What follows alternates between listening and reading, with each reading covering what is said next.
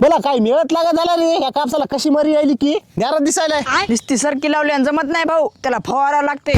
मेरकुट बालासाहेब मला आगाव शानपणा शिकू जाऊ नका. मला माहिती आहे त्याला काय लागते.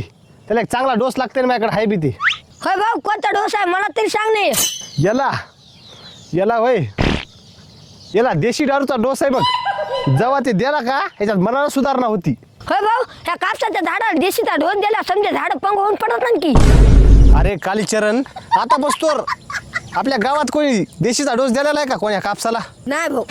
मग एकदा आशाचा कापूस असा झाला की आपल्या पैसे निसता पैसाच पैसा. शेजाऱ्याच्या ढोंगीला ढण ढण जाळ लागून शेजाऱ्याची ढोंगी जळून राखच होती.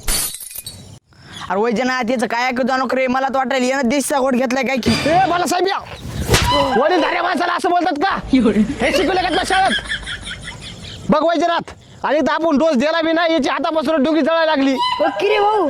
आणि वैजनाथ एकदा कापूस विकला की मागून तुला म्हैस गिफ्ट करणार आहे ते बी लाल कंदार.